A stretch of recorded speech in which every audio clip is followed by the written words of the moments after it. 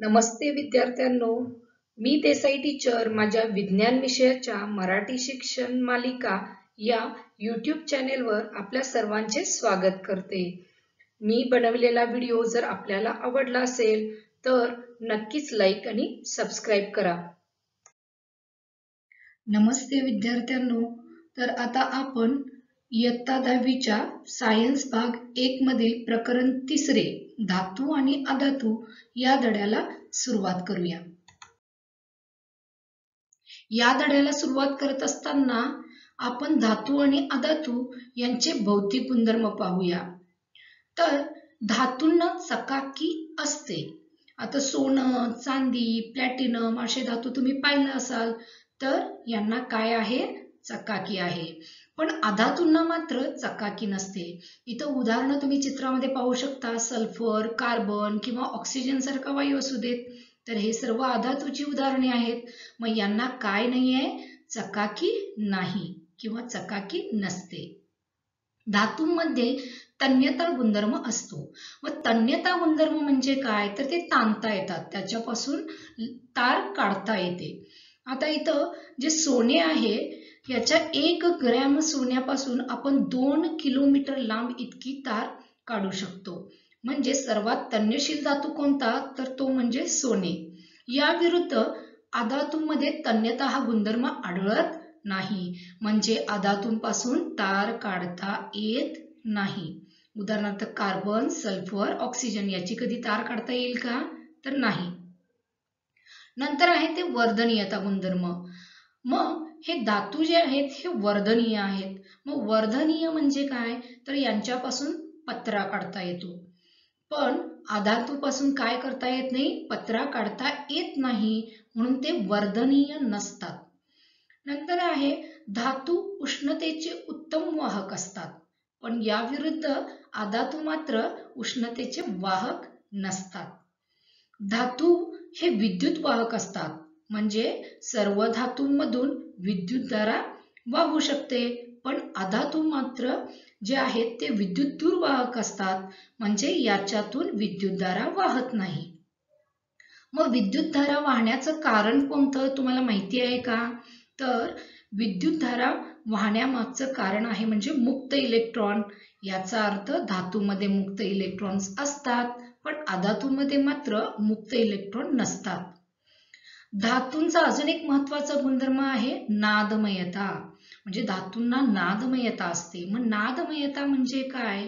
तर धातूची जर भांडी खाली पडली तर तुमच्या लक्षात आलं असेल की जोराचा आवाज करतात. म्हणजे त्यांच्यामध्ये कंपन निर्माण होतात आणि आपल्याला ध्वनी ऐकायला सुरुवात होते. पण या विरुद्ध अधातू जे आहेत, आता समजा कोळसा खाली पडला तर आपल्याला त्याच्यामध्ये कोणत्याही प्रकारची व्हायब्रेशन आढळत नाहीत, म्हणजे कंपन आढळत नाहीत. त्यामुळे ते खाली पडले तरी त्याचा आवाज आपल्याला येत नाही. म्हणून तर धातूपासून काय बनवली जाते? बेल बनवली जाते किंवा देवळातली जी घंटा आहे ही बनवली जाते. धातू हे कठीण असतात. कोणताही धातू घ्या तुम्ही, तांबे घ्या, चांदी, सोनं, हे सर्व धातू कठीण आहेत. परंतु या विरुद्ध अधातू मात्र ठिसूळ असतात. हे झाले महत्वाचे भौतिक गुणधर्म धातू आणि अधातू या दोन्हींचे. आपण धातू आणि अधातू यांच्या भौतिक गुणधर्मांचा अभ्यास केला आहे. आता पाहूया अपवादात्मक मूलद्रव्ये म्हणजे काय. तर त्यातलं पहिलं आहे ते म्हणजे पारा. आपण थर्मामीटर मध्ये पाहिलं आहे की पारा वापरला जातो. तर पारा हा धातू कक्षीय तापमानाला द्रवरूप असतो. तर कक्षीय तापमानाला ऍक्च्युली सर्व धातू जे आहेत ते घनरूप अवस्थेमध्ये असतात, कठीण अवस्थेमध्ये असतात. पण पारा हा धातू असा आहे जो कक्षीय तापमानाला म्हणजे सामान्य जे तापमान आहे, खोलीचं तापमान ज्याला आपण म्हणतो, या तापमानाला द्रवरूप अवस्थेमध्ये आपल्याला आढळतो. नंतर आहे ते म्हणजे गॅलियम आणि कॅल्शियम यांचा विलयबिंदू कमी असल्याने तळहातावर विरघळतात. आता आपण असं कधी पाहिलं आहे का की सोनं किंवा चांदी हातामध्ये ठेवली आणि ती विरघळून गेली? नाही ना, कारण हा धातूचा गुणधर्म नाहीये. पण तरी देखील गॅलियम आणि कॅल्शियम हे असे धातू आहेत की ज्यांचा विलयबिंदू फार कमी आहे. त्यामुळं फक्त तळहाताच्या उष्णतेनेच ते विरघळतात. म्हणजे हे दोन्ही काय झाले, अपवादात्मक मूलद्रव्यांची उदाहरणे झाली. तिसरं पाहूया ते म्हणजे आयोडीन. आयोडीन हे अधातू आहे, परंतु त्याला चकाकी आहे. आपण काय पाहिलं होतं, तर अधातूंना चकाकी नसते, पण आयोडीन हा अधातू असून देखील त्याला काय आहे, चकाकी आहे. तर चौथं पाहूया, कार्बन अधातू असून त्याचे अपरूप हिरा हे सर्वात कठीण आहे. त्याचा विलय आणि उत्कलन बिंदू उच्च आहे. तर या गुणधर्माच्या बाबतीत पाहायचं झालं तर हिरा काय आहे, तर एक अधातू आहे. मग आपण अधातूचा कोणता गुणधर्म पाहिला होता, तर अधातू हे ठिसूळ असतात, पण याच्या विरुद्ध जगातला सर्वात जर कठीण पदार्थ असेल तो म्हणजे हिरा. पण जो काय नाही आहे, धातू नाही आहे, तर तो एक अधातू आहे. त्याचा विलय आणि उत्कलन बिंदू उच्च आहे. तसं पाहिलं तर हा अधातू असल्यामुळे याचा विलय आणि उत्कलन बिंदू कमी हवा होता, पण हिऱ्याचा विलय बिंदू आणि उत्कलन बिंदू अधातू असून देखील काय आहे, उच्च आहे. तर ग्रॅफाइट हे अपरूप विजेचे सुवाहक आहे. तर मगाशीच आपण धातू अधातूचे भौतिक गुणधर्म पाहताना पाहिले होते की धातूमध्ये मुक्त इलेक्ट्रॉन असतात म्हणून ते विद्युत सुवाहक असतात, पण अधातूमध्ये मुक्त इलेक्ट्रॉन नसतात म्हणून ते विद्युत दुर्वाहक असतात, म्हणजे त्याच्यातून विद्युतधारा वाहत नाही. पण ग्रॅफाइट काय आहे, हे कार्बनचे अपरूप आहे, म्हणजे हा एक अधातू झाला तरी देखील त्याच्यातून विद्युतधारा वाहू शकते. नंतर आहे ते अल्कली धातू, लिथियम, पोटॅशियम आणि सोडियम. हे धातू मऊ असून चाकूने कापता येतात. तर आपण धातूचा कोणता गुणधर्म पाहिला होता, तर धातू कठीण असतात, पण याच्या विरुद्ध लिथियम आणि पोटॅशियम, सोडियम हे धातू सहज रीतीने चाकूने कापता येतात. म्हणूनच वरील सर्व जी काही मूलद्रव्ये सांगितलेली आहेत ही अपवादात्मक मूलद्रव्ये आहेत. आता आपण धातू हवेत जाळले तर काय घडते यावर आधारित काही रासायनिक अभिक्रियांचा अभ्यास करूया, जे आपल्याला पुस्तकामध्ये देखील आहेत. तर धातूचे जेव्हा ज्वलन होते म्हणजे ऑक्सिजन बरोबर क्रिया होते तेव्हा धातूचे ऑक्साइड्स तयार होतात. ही रासायनिक अभिक्रिया तुम्ही महत्त्वाची लक्षात ठेवायची आहे. तर इथं काही उदाहरणं दिली आहेत. जेव्हा तांबे हवेत जाळले जाते तेव्हा कॉपर ऑक्साईड तयार होते. या रासायनिक अभिक्रिया लिहित असताना तुम्हाला संज्ञा माहिती असणं फार गरजेचं आहे. तर इथं पहा, Cu+O2 CuO म्हणजे काय, copper plus oxygen copper oxide. तर इथं काय लिहिलेलं आहे, 2 Cu. तर इकडं पण किती पाहिजेत, 2 Cu. तर हा नियम कोणता आहे तुम्हाला माहितीच असेल. तर या नियमाला काय म्हणतात, ऊर्जा अक्षयतेचा नियम, ज्याच्यामध्ये आपण काय करतो, रासायनिक अभिक्रिया संतुलित करतो. रासायनिक अभिक्रिया का संतुलित केल्या जातात, तर या नियमानुसारच. त्यामुळे अभिक्रियाकारकामध्ये जितकी मूलद्रव्यांची संख्या असेल तितकीच काय पाहिजे आपल्याला, उत्पादितामध्ये देखील पाहिजेत. इथं पहा, रासायनिक अभिक्रिया संतुलित आहे की नाही. इथं 2 Cu आहेत, इथं पण 2 Cu. ठीक आहे. ऑक्सिजन 2 आहेत, इथं पण बेक के बे म्हणजे 2 ऑक्सिजन झाले आणि कॉपर देखील किती झाले, 2 झाले. म्हणजे कॉपरची ऑक्सिजन बरोबर क्रिया होणे किंवा कॉपर जेव्हा हवेत जाळले असता कॉपर ऑक्साईड तयार होते. नंतर दुसरी रासायनिक अभिक्रिया आहे ती म्हणजे जर ॲल्युमिनियम हवेत जाळलं तर काय होतं, किंवा त्याचे ऑक्सिजन बरोबर क्रिया झाली असता काय होते, तर ॲल्युमिनियमचे ऑक्साईड तयार होते म्हणजे ॲल्युमिनियम ऑक्साईड. इथं देखील रासायनिक अभिक्रिया आपण संतुलित करून घ्यायची आहे. तर इथं 4Al. आता इथं देखील पहा, जर इथं 4Al असतील तर इथं पण किती होणार, 2 दुनी 4. इथं काय आहे, 3 दुनी 6 ऑक्सिजन आहेत. तर इथं देखील पहा, इथं 2 का लिहिलेलं आहे, तर 2 त्रिक 6 म्हणजे ऑक्सिजन देखील इथं काय झाले, 6 झाले. म्हणजे ही रासायनिक अभिक्रिया आता संतुलित झालेली आहे. धातूंचे ऑक्साइड्स आम्ल आणि अल्कली बरोबर क्रिया करून क्षार आणि पाणी तयार करतात, म्हणून त्यांना उभयधर्मी असे म्हणतात. त्यामुळं प्रश्न जरी विचारला की धातूच्या ऑक्साइड्सना उभयधर्मी असे का म्हणतात, तरी देखील तुम्ही लिहू शकता. तर काय लिहायचं आहे, तर धातूची जी काही ऑक्साइड्स आहेत ही आम्ल आणि अल्कली बरोबर क्रिया करून काय तयार करतात, क्षार आणि पाणी तयार करतात, म्हणून त्यांना उभयधर्मी असे म्हणतात. तर यातली पहिली रिएक्शन पाहिजे आहे Al2O3 म्हणजेच काय आता ॲल्युमिनियम ऑक्साईड आणि HCl म्हणजे हायड्रोक्लोरिक ऍसिड. म्हणजे जेव्हा ॲल्युमिनियम ऑक्साईडची, कारण ॲल्युमिनियम धातू झाला आणि ॲल्युमिनियम ऑक्साईड हे काय झालं ॲल्युमिनियमचं ऑक्साईड झालं, म्हणून ॲल्युमिनियम ऑक्साईडची जेव्हा HCl म्हणजे हायड्रोक्लोरिक आम्लाबरोबर क्रिया होते तेव्हा ॲल्युमिनियम क्लोराईड तयार होतं आणि पाणी तयार होतं. आता ॲल्युमिनियम क्लोराईड काय झालं क्षार झालं आणि H2O म्हणजे पाणी. मग इथं आपल्याला काय पाहायला मिळालं तर ऍसिड बरोबर रिएक्शन झाल्यावर क्षार आणि पाणी तयार झालं. तर ही रिएक्शन कशी लिहिलेली आहे पहा, Al2O3 plus 6HCl it will gives 2AlCl3 plus 3H2O. आता ही रासायनिक अभिक्रिया संतुलित आहे की नाही पाहूया. तर इथं ॲल्युमिनियम किती आहेत 2 आहेत, इथं देखील 2 घेतलेले आहेत. ठीक आहे, तर ऑक्सिजन 3 आहेत, इथं पण पहा 3 एके 3. आता इथे HCl जे आहेत ते 6 घ्यायचे आहेत. ठीक आहे, म्हणजे आता इथं हायड्रोजन किती झाले 6, तर अभिक्रियाकारकामध्ये पण पहा 3 दुनी 6 हायड्रोजन आहे. आता इथं 6 एके 6 म्हणजे क्लोरीन किती झाले 6 आणि इथं पण पहा बेत्रिक 6. म्हणजे रासायनिक अभिक्रिया संतुलित करत असताना जे काही तुम्ही आकडे लिहिणार हे काय करायचे त्या संयुगाच्या समोर लिहायचे. ठीक आहे, दुसरी रिएक्शन पाहूया. ॲल्युमिनियम ऑक्साईडची जर काय होणार इथं अल्कली. आता NaOH म्हणजेच काय सोडियम हायड्रॉक्साईड, हे काय झालं अल्कली. याच्या बरोबर जर रासायनिक अभिक्रिया घडली तर सोडियम ॲल्युमिनेट तयार होतंय प्लस पाणी तयार होते. आता सोडियम ॲल्युमिनेट काय झालं पुन्हा क्षार झाला आणि H2O म्हणजे पाणी तयार झालं. Al2O3 plus 2NaOH. आता इथं पाहूया रासायनिक अभिक्रिया संतुलित आहे की नाही. तर Al2 म्हणजे ॲल्युमिनियम किती झाले 2.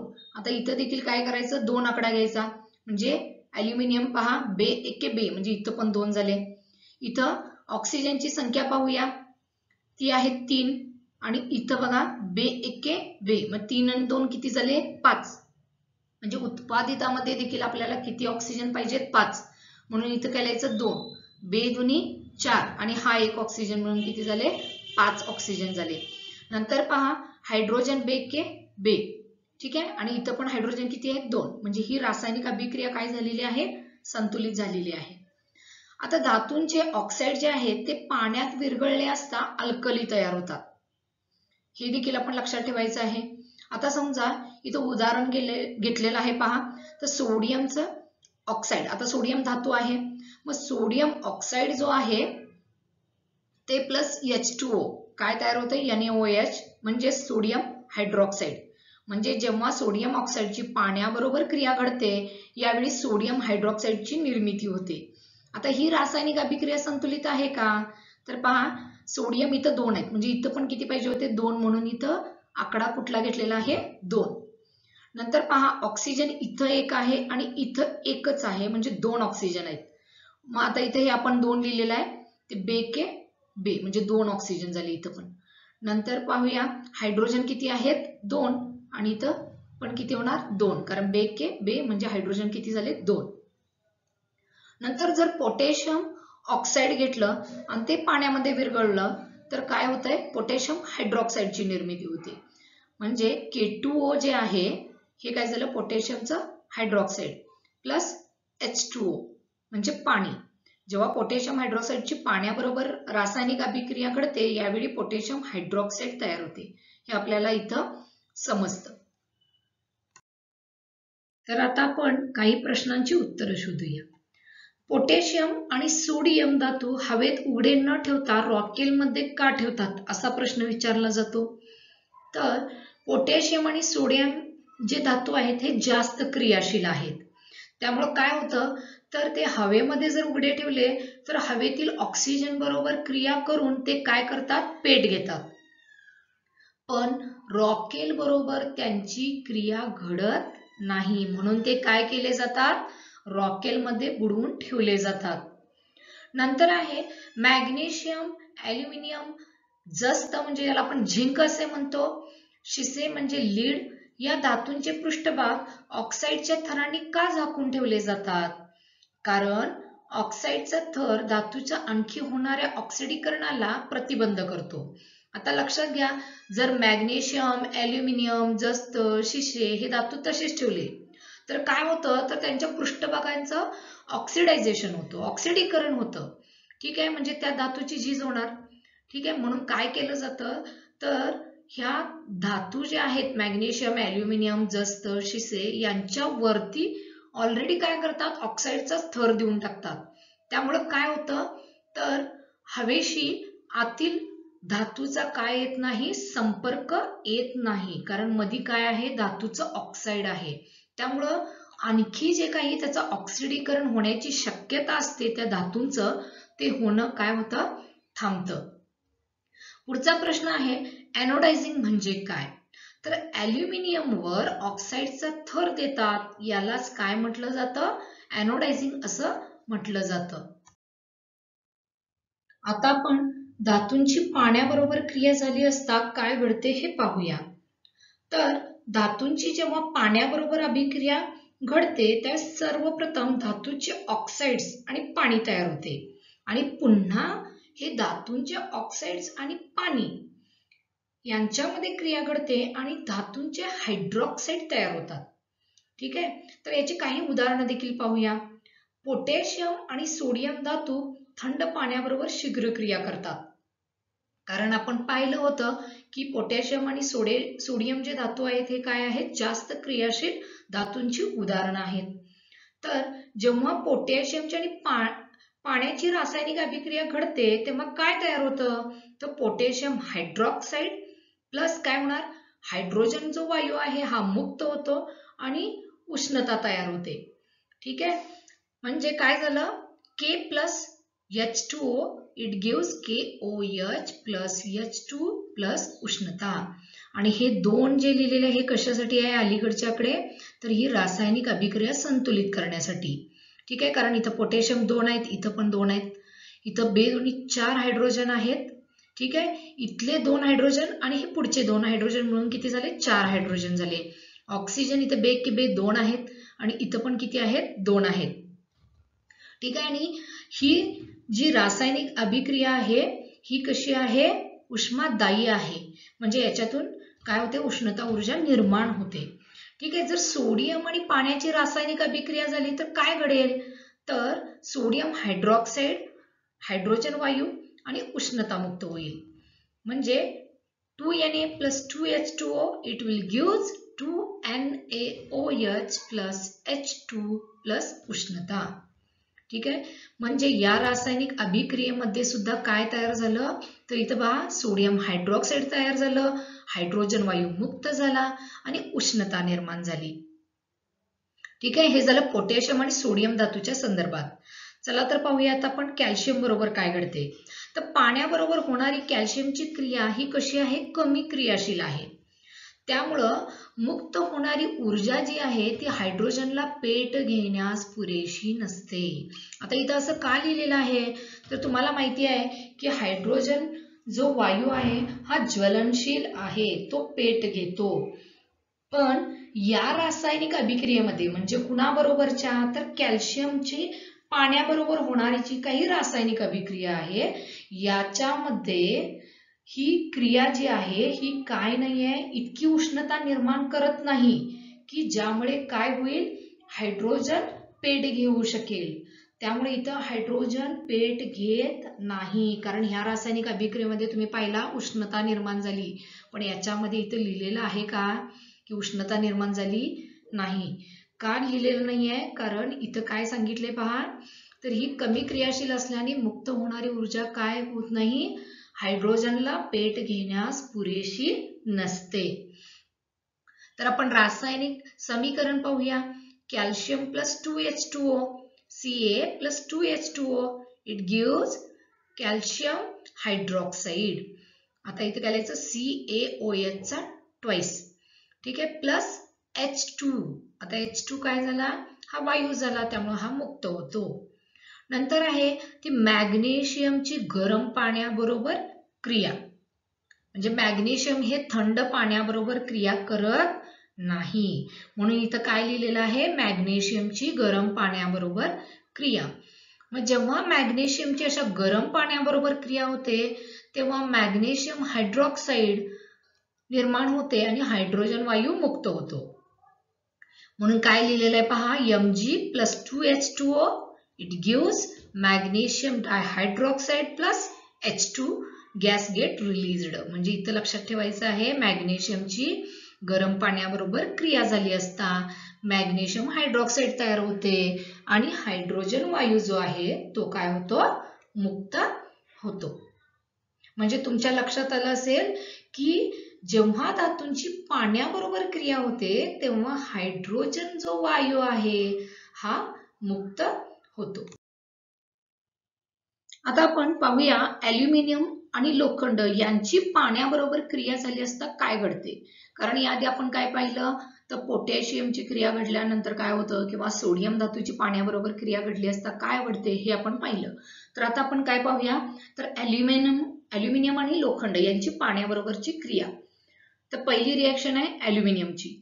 समजा जर ॲल्युमिनियमची पाण्याबरोबर क्रिया घडली तर ॲल्युमिनियमचं ऑक्साईड तयार होते आणि हायड्रोजन वायू मुक्त होतो. तर Al+3H2O it will gives Al2O3 म्हणजे ॲल्युमिनियमचे ऑक्साईड प्लस 3H2. आता हे आकडे जे आहेत हे आपल्याला पुन्हा रासायनिक अभिक्रिया संतुलित करण्यासाठी मदत करतात. आता समजा ॲल्युमिनियम इथे किती आहेत 2, तर इथं पण किती आहेत 2. ठीक आहे. त्याच्यानंतर पहा 3 दुनी 6 हायड्रोजन, इथं देखील 3 दुनी 6 हायड्रोजन, इथं 3 एके 3 ऑक्सिजन आणि इथं देखील किती ऑक्सिजन आहे 3. म्हणजे ही रासायनिक अभिक्रिया काय आहे, संतुलित आहे. दुसरं पाहूया, जेव्हा आयर्नची पाण्याबरोबर रासायनिक अभिक्रिया होते तेव्हा फेरिक ऑक्साईड आणि हायड्रोजन वायू मुक्त होतो.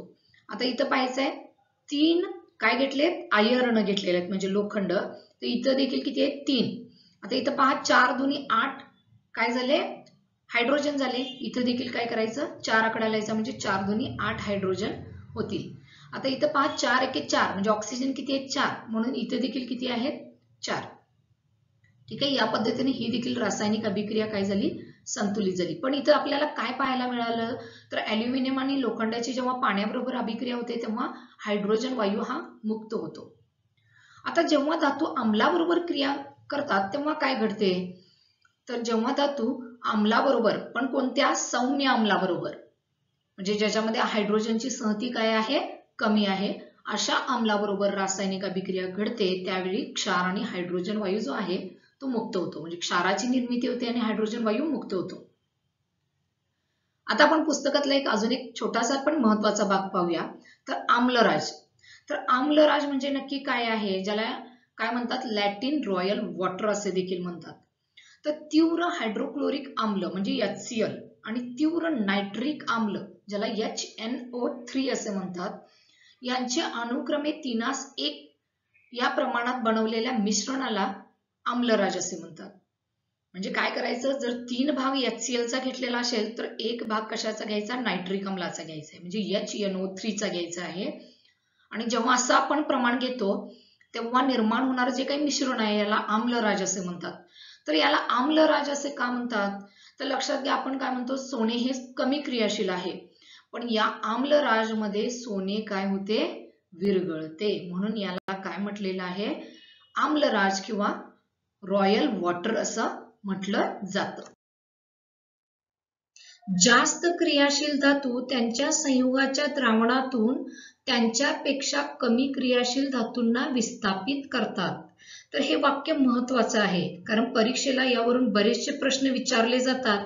मग यावेळी आपल्याला जास्त क्रियाशील धातू कोणते आणि कमी क्रियाशील धातू कोणते हे माहिती असणं गरजेचं आहे. त्यामुळे हे वाक्य लक्षात ठेवायचं आहे की जास्त क्रियाशील धातू काय करतात तर त्यांच्या संयुगाच्या द्रावणातून कमी क्रियाशील धातूंना विस्थापित करतात, पण कमी क्रियाशील धातू जे आहेत ते जास्त क्रियाशील धातूंना विस्थापित करत नाहीत. आता आपण धातूच्या क्रियाशीलतेची श्रेणी पाहूया. तर मगाशी सांगितलेलं होतं की जास्त क्रियाशील धातू काय करतात, त्यांच्या संयुगाच्या द्रावणातून कमी क्रियाशील धातूंना काय करतात, विस्थापित करतात. ठीक आहे. मग हे लक्षात ठेवायचं कसं तर त्याच्यासाठी एक शॉर्टकट इथं दिलेला आहे मी, पहा. तर पोटॅशियम हा सर्वात अधिक क्रियाशील आहे. ठीक आहे. के म्हणजे पोटॅशियम, Na म्हणजे sodium, Ca calcium, Mg magnesium, Al aluminium, Zn म्हणजे झिंक किंवा जस्त म्हणतो, फेरस म्हणजेच काय लोखंड म्हणजे Fe लोखंड, Pb म्हणजे लीड शिसे, H हायड्रोजन, Cu म्हणजे क्युप्रस तांबे, Hg पारा, Ag चांदी, Au सोने. ह्याच्यामध्ये पहा तर वरून जसं तुम्ही खाली याल तसं काय व्हायला लागलंय तर हे धातू जे आहेत ते कमी क्रियाशील होत गेलेत. म्हणजे सर्वात अधिक क्रियाशील म्हटला तर पोटॅशियम आणि सर्वात कमी क्रियाशील म्हटला तर सोने. तर आपण आता हे लक्षात कसं ठेवायचं तर ही सिरीज लक्षात ठेवत असताना काय करायचं आहे तर पोटॅशियमचा पो, सोडियमचा सो, कॅल्शियमचा कॅ, मॅग्नेशियमचा मॅ, ॲल्युमिनियमचा ॲ, जस्तचा ज, लोखंडाचा लो, शिसेचा शी, हायड्रोजनचा हा, तांबेचा ता, पाऱ्याचा पा, चांदीचा चा आणि सोने जे आहे त्याचा सो. आता इथं शब्द जर पाहिले तर काय झालं पो, सो, कॅ, मॅ, ॲ, ज, लो, शी, हा, ता, पा, चा, सो. मग आता हे लक्षात कसं ठेवायचं आहे तर इथे एक वाक्य पहा. पो, सो, कॅ, मी, याने, ॲंजो, लो, शी, ला, हातात, पाचासो दिले. आता याच्यामध्ये याने हा शब्द घ्यायचा नाही आहे, इथं ला हा शब्द घ्यायचा नाही आहे, तो नाही घ्यायचा आणि दिले पण नाही घ्यायचा. पण वाक्य काय तयार झालं पो, सो, कॅ, मे, याने, ॲंज, लो, शी, ला, हातात, पाचासो दिले. आता इथं पहा पो म्हणजे काय झाला पोटॅशियम, सो म्हणजे सोडियम, कॅ म्हणजे कॅल्शियम, इथं मॅ म्हणजे मॅग्नेशियम, नंतर हा झाला ॲल्युमिनियम जस्त, लोखंड, शिसे, हा म्हणजे हायड्रोजन, नंतर हा तांबे, पा म्हणजे पारा आला, चा म्हणजे चांदी आली आणि सो म्हणजे सोने आले. यानुसार तुम्ही काय करू शकता तर धातूच्या क्रियाशीलतेची श्रेणी जी आहे ही लक्षात ठेवू शकता. म्हणजे जर एखादी रासायनिक अभिक्रियेमध्ये ती घडू शकते की नाही हे कशावरून ठरते तर जास्त क्रियाशील जर धातू असेल तरच तो काय करतो कमी क्रियाशील धातूंना विस्थापित करतो. पण कधी कधी काय करतात परीक्षेला देताना कमी क्रियाशील धातूने जास्त क्रियाशील धातूला विस्थापित केले आहे असे रासायनिक समीकरणामध्ये दाखवतात, पण प्रत्यक्ष असे घडत नाही. मग ही गोष्ट लक्षात येण्यासाठी तुम्हाला धातूंच्या क्रियाशीलतेची श्रेणी माहिती असणं गरजेचं आहे. तर या तक्त्यावरून तुम्ही सहज रीतीने धातूंच्या क्रियाशीलतेची श्रेणी लक्षात ठेवू शकता. तर आता आपण सोडियम क्लोराईड आणि मॅग्नेशियम क्लोराईडची जी निर्मिती आहे ही इलेक्ट्रॉन डॉट रचनेच्या आधारे पाहूया. तर सोडियमचा अणुक्रमांक तुम्हाला माहितीच आहे किती आहे 11. मग अष्टक पद्धतीमध्ये आपण हे कसं लिहायचं इलेक्ट्रॉनिक स्वरूपात 2 8 1 म्हणजे पहिल्या कक्षेमध्ये 2 दुसऱ्यात 8 आणि बाह्यतम कक्षेमध्ये किती आहेत 1 इलेक्ट्रॉन.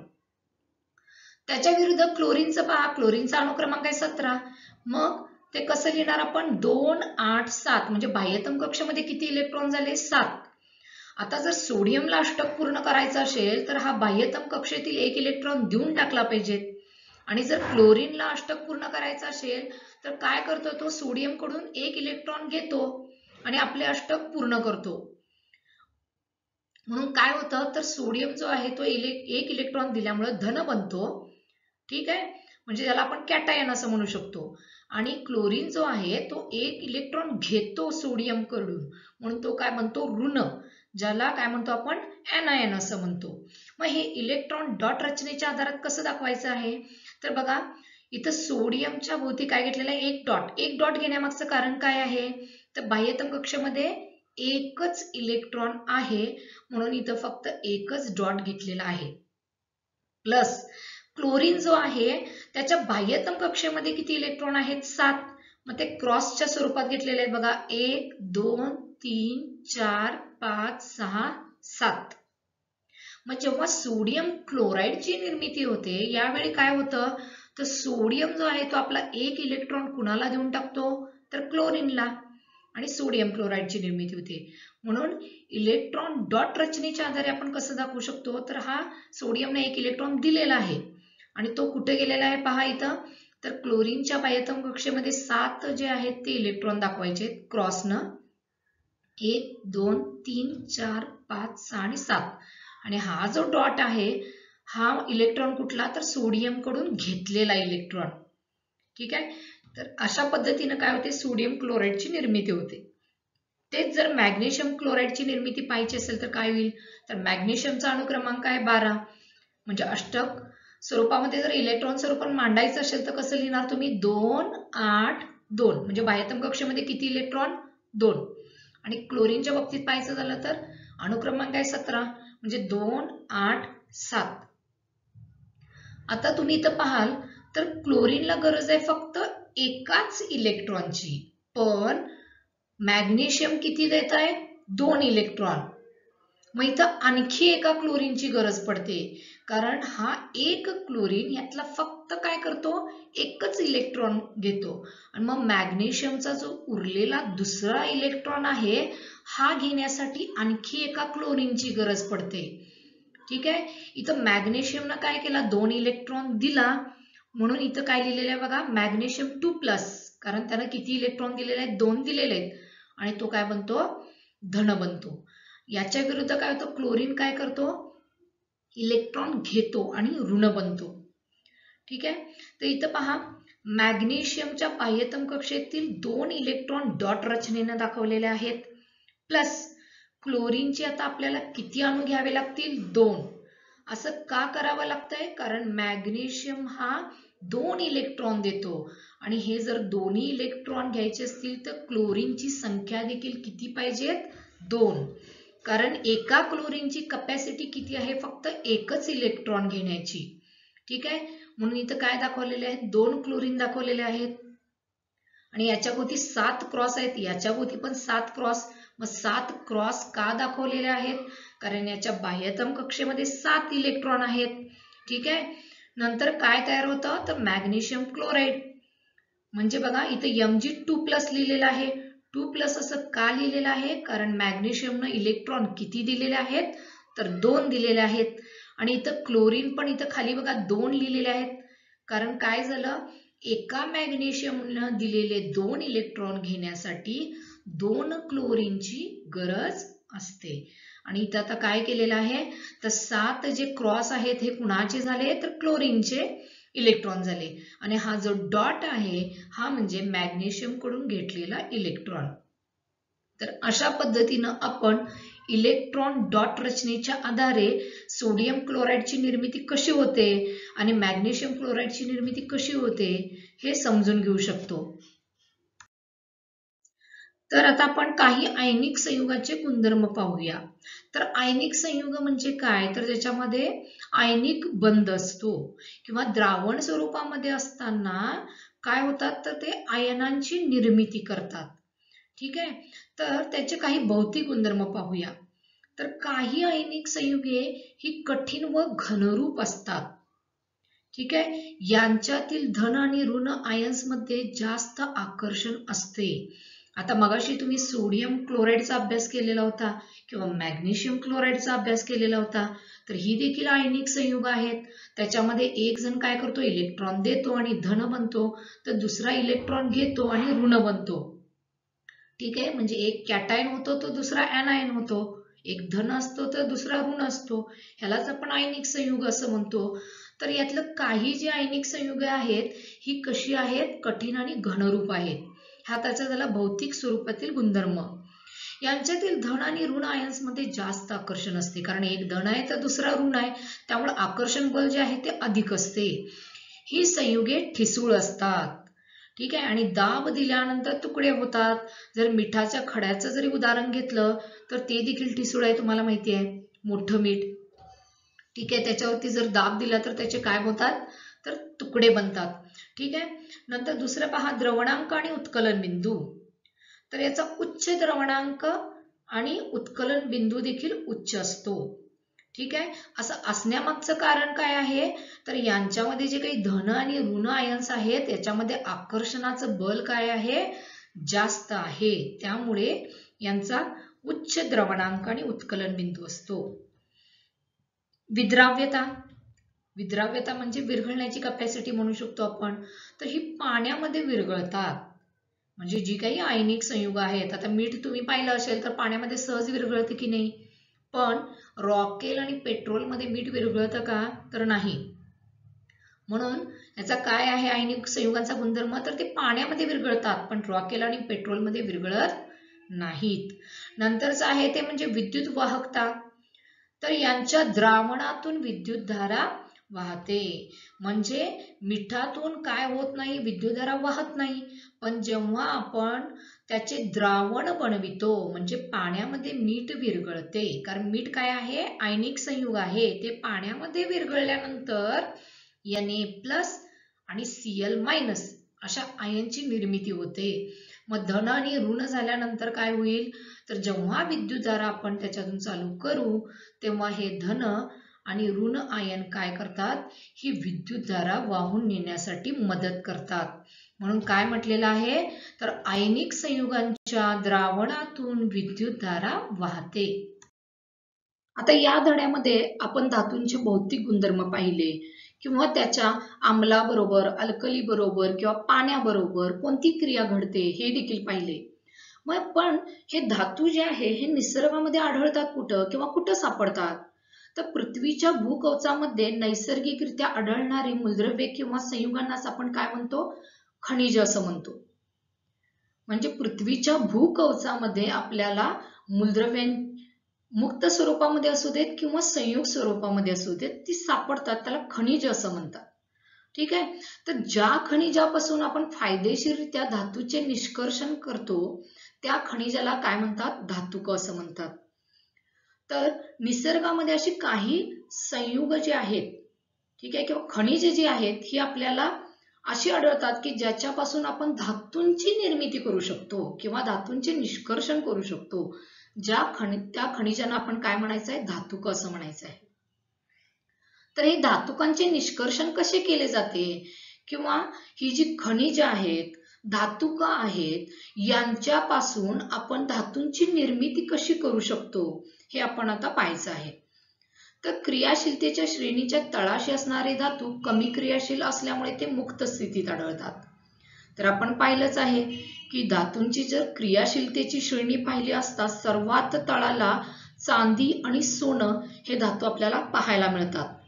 ठीक आहे. म्हणून हे धातू जे आहे ते आपल्याला मुक्त स्वरूपामध्ये पाहायला मिळतात. तर सोनं जे आहे त्याचे छोटे तुकडे मिळतात, त्याला नगेट्स असं देखील म्हणतात. ठीक आहे. आणि चांदी देखील मुक्त स्वरूपामध्ये सापडते. असं होण्यामागचं कारण काय आहे, तर हे जे धातू आहेत हे कमी क्रियाशील असल्यामुळं ते आपल्याला मुक्त स्वरूपामध्ये सापडतात. आता निष्कर्षणाच्या काही पद्धती आहेत, यांच्यामध्ये कोणकोणते धातू आपण मिळवू शकतो हे पाहूया. तर विद्युत अपघटन जे आहे त्याच्यामध्ये आपल्याला potassium, sodium, calcium, magnesium, aluminium हे धातू जे आहे त्यांचं निष्कर्षण करता येतं. आणि कार्बनचे वापरून क्षपण क्रिया जी आहे त्यानुसार आपल्याला कोणते धातू मिळवता येतात, तर झिंक, फेरस, लीड, पीबी किंवा शिस जे आहे ते, आणि क्युप्रस म्हणजे कॉपर, तांबे. आणि नैसर्गिक स्थितीमध्ये किंवा मुक्त स्थितीमध्ये कोणते आढळतात, तर एजी म्हणजेच काय, चांदी, आणि एयू म्हणजेच काय, सोनं. आता आपण खनिजापासून धातूचे निष्कर्षण करताना येणारे टप्पे पाहूया. तर आपल्या पुस्तकामध्ये देखील हा चार्ट आहे, ठीक आहे, किंवा तक्ता आहे, तो पाहूया. तर खनिज जे धातुक आहेत, ठीक आहे, खनिज धातुक यांच्यापासून काय केलं जातं, तर त्यांचे संहतीकरण केलं जातं. ठीक आहे. तर पहा इथं खनिज धातुकाचे काय केले जाते, याच्यापासून संहतीकरण केलं जातं. मग ह्याच्या आणि परत 3 प्रकार पडतात, कारण आपण जो चार्ट आहे तो पाहिला होता त्याच्यामध्ये जास्त क्रियाशील धातू, साधारण क्रियाशील धातू आणि कमी क्रियाशील धातू असे त्याचे प्रकार पडत होते. तर याच्यामध्ये जास्त क्रियाशील जे धातू आहेत हे कसे मिळवले जातात, तर खनिज वितळवलं जातं, त्याचं विद्युत अपघटन केलं जातं आणि आपल्याला शुद्ध धातू काय होतो, प्राप्त होतो. जर धातू क्रियाशील असतील पण कसे, साधारण जर क्रियाशील असतील तर त्याचे पुन्हा 2 टप्पे किंवा 2 प्रकार पडतात. तर कार्बोनेट असणारी खनिजे आहेत ती निस्तापन पद्धतीनं काय केली जातात किंवा कॅल्सिनेशन पद्धतीनं त्याचं पहिल्यांदा धातूचं ऑक्साईड मिळवलं जातं. मग ऑक्साईड आहे म्हणजे ऑक्सिजन काढून टाकला गेला पाहिजे, त्या क्रियेला आपण क्षपण क्रिया म्हणतो. म्हणून धातूचे क्षपण केले जाते आणि मग धातूचे शुद्धीकरण केले जाते. सेम तसंच आहे, जर खनिज आहे त्याच्यामध्ये जर सल्फाईड खनिज असेल, म्हणजे ज्याच्यामध्ये सल्फाईडची क्रिया केलेली आपल्याला खनिज पाहायला मिळतात, त्याला सल्फाईड खनिज असं म्हणायचं. तर याच्यामध्ये भाजणी ही क्रिया केली जाते आणि याच्यानंतर धातूचं ऑक्साईड मिळवलं जातं. पुन्हा धातूचं ऑक्साईड आहे, मग ऑक्सिजन जर काढून टाकायचं असेल तर क्षपण क्रिया केली पाहिजेत. मग धातूचे क्षपण केले जाते आणि शुद्ध धातू मिळवला जातो. आता जर कमी क्रियाशील धातू असेल, म्हणजे सोनं किंवा चांदीसारखे, तर ते सल्फाईडच्या खनिजाच्या स्वरूपात सुद्धा प्राप्त होऊ शकतं. मग त्याला भाजणी जी क्रिया ही केली जाते आणि धातू मिळवला जातो आणि त्याचं शुद्धीकरण केलं जातं. तर या पद्धतीनं धातूच्या निष्कर्षण जे आहे ते करत असताना येणारे हे काय आहेत, टप्पे आहेत. आता आपण धातुकांची संपन्न अवस्था, याच्यामध्ये गँग म्हणजे काय आहे किंवा ज्यावेळेस शुद्ध स्वरूपामध्ये धातू मिळवले जातात ते कोणत्या पद्धतीने मिळवले जातात हे थोडंफार पाहूया. तर जमिनीमधून काढलेल्या धातुकांच्या खनिजामध्ये मोठ्या प्रमाणात काय असणार आहे, कारण ते शुद्ध स्वरूपात तर मिळत नाही, म्हणजे त्याच्यामध्ये माती असते किंवा वाळू किंवा इतर पण काही अशुद्धी असतात.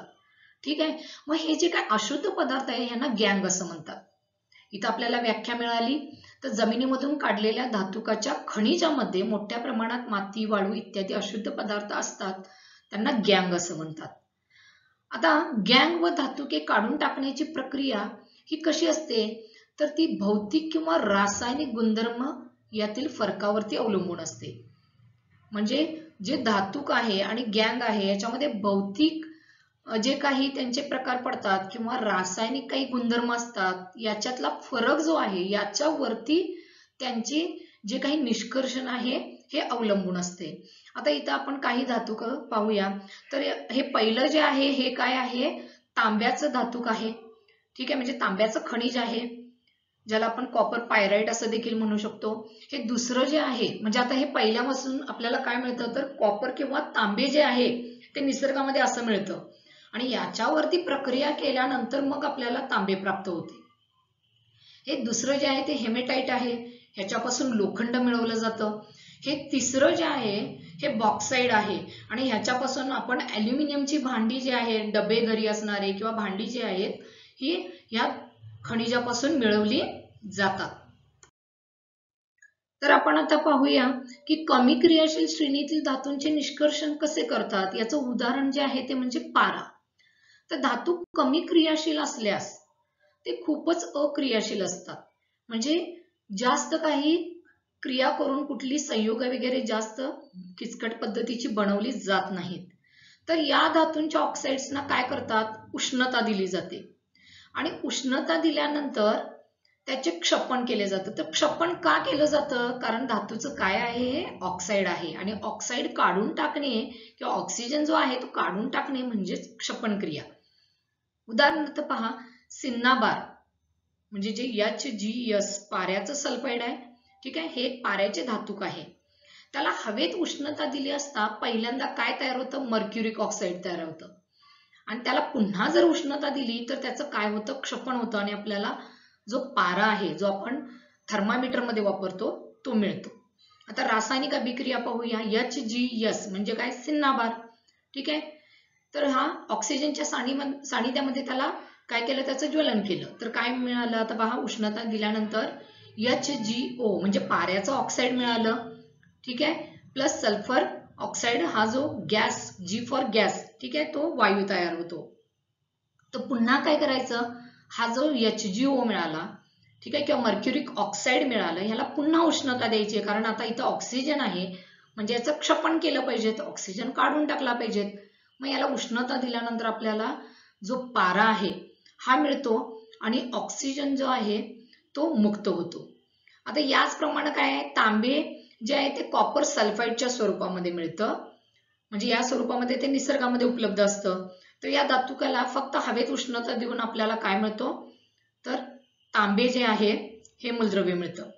तर इथं रासायनिक अभिक्रिया पाहिजे, कॉपर सल्फाईड प्लस ऑक्सिजन, कारण इथं काय केलेलं आहे, तो हवेच्या सानिध्यामध्ये जाळलेला आहे, त्याला उष्णता दिलेली आहे. मग इथं काय होतं बघा, कॉपरचं ऑक्साईड मिळतं आणि सल्फर डायऑक्साईड वायू मुक्त होतो. तर आता हा कॉपर ऑक्साईड जो आहे हा शुद्ध स्वरूपातील तांबे आहे का हे, तर नाही.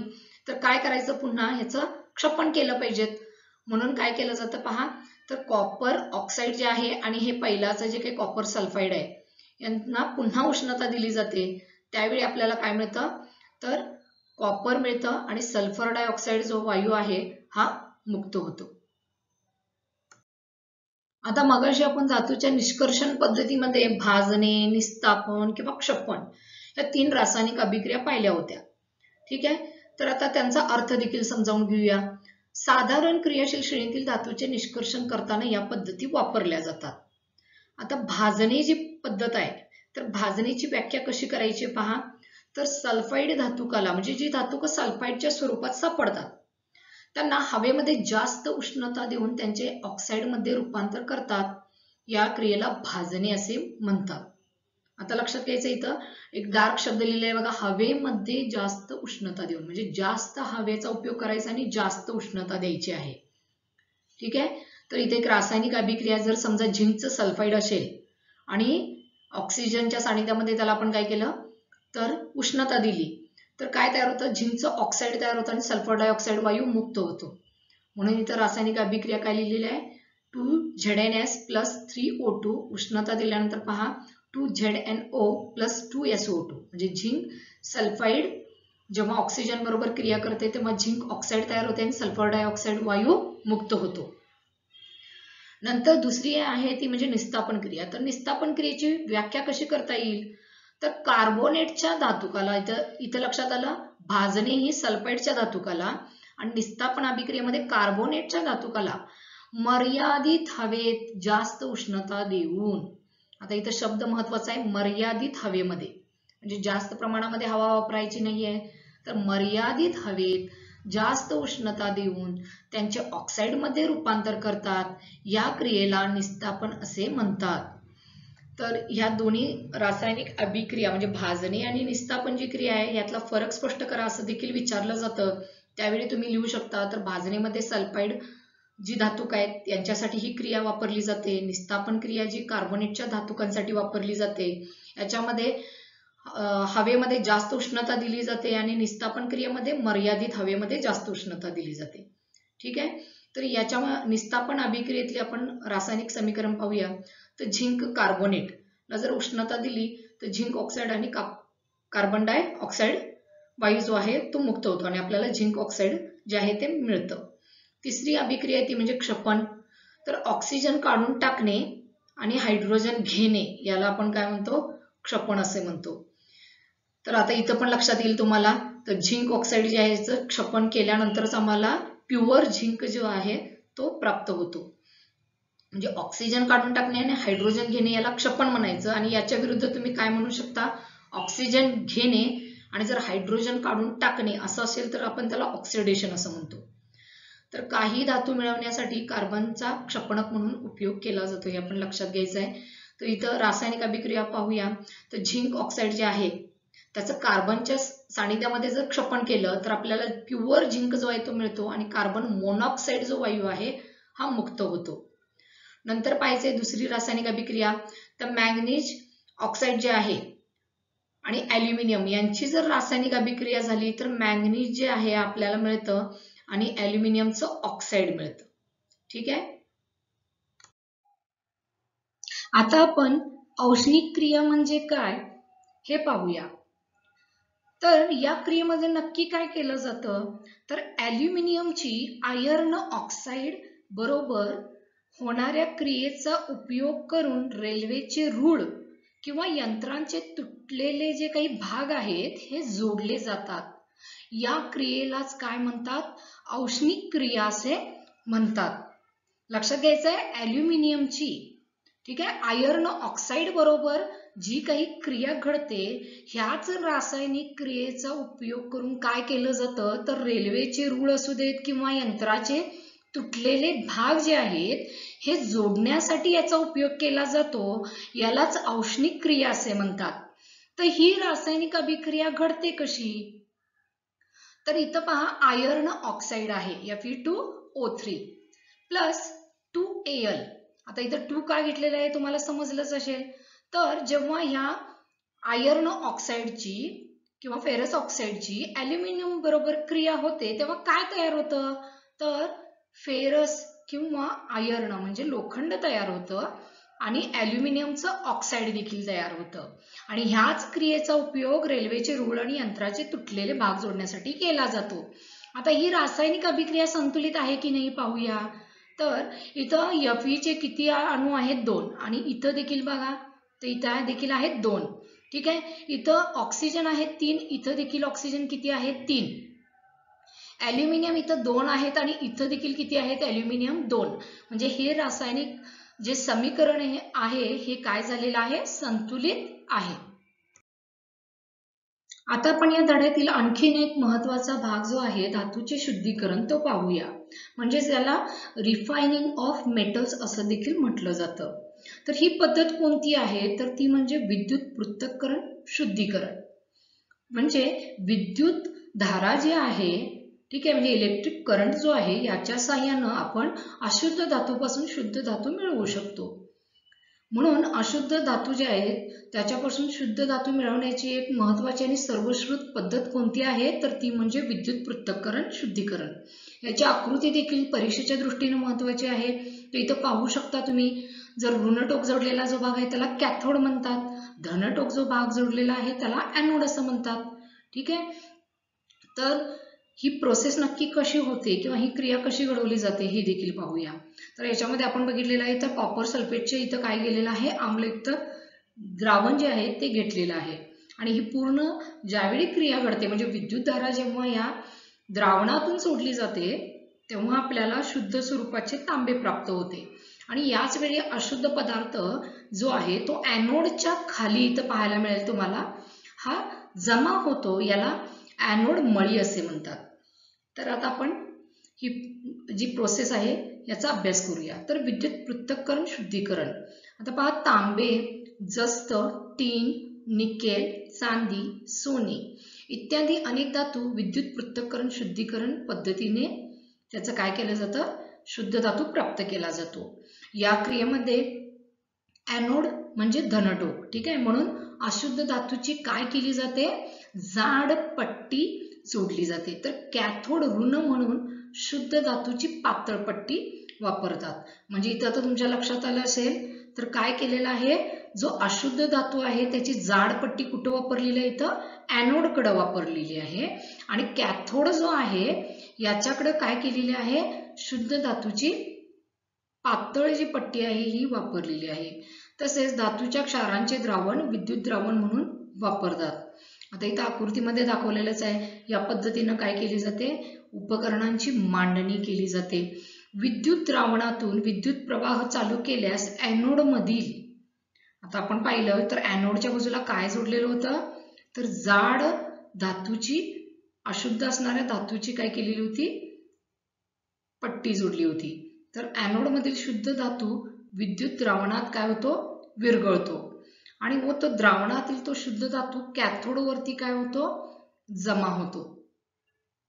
आणि विरघळणारे जे काही अशुद्ध पदार्थ आहेत ते काय होतात, तर द्रावणामध्ये तसेच राहतात. आता इथं आपण पाहिलंय, तर हे जे काय अशुद्ध पदार्थ ॲनोडच्या तळाशी जमा होतात यालाच काय म्हटलं जातं, तर ॲनोड मळी असं म्हटलं जातं.